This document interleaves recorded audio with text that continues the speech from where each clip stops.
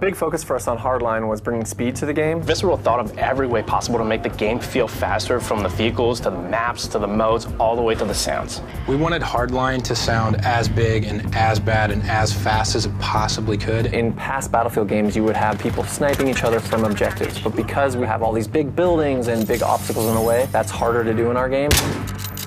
When driving the sound of the guns forward for Hardline, we took it upon ourselves to arrange a bunch of different recording sessions. And the biggest one was down at Warner Brothers Studios in Burbank, where we recorded blank firing weapons in all kinds of different environments. We had city streets built from their sets.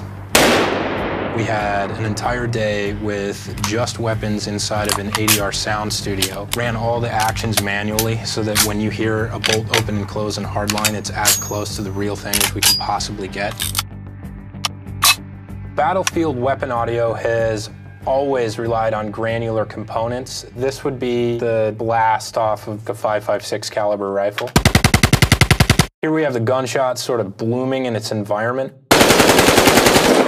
This is the reflections off of the glass that we recorded down in Burbank. When you're pulling the trigger, you're also going to get the recordings of the bolt opening and closing. And when you let it go, you'll even hear the spring inside of the receiver extension buzzing.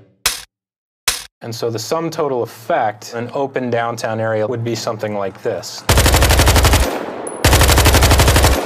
And then if I'm going to come back down here into a tighter, more concrete, surrounded area, it's going to sound different. Same thing if I'm hiding in a doorway. If I come all the way in this stairwell. The way we're painting in these environments make Battlefield Hardline sound unique. Sound really is an intricate part of immersion in the driving experience in Battlefield, especially in our Hardline and some of our faster cars. When you put the nitrous on, you hear those flames coming out of the tailpipes. We were really fortunate in Hardline to get a piece of tech that Need for Speed has been using for a while called Ginsu. And it's a different way of making car engine audio. It really makes you feel like you're behind the wheel.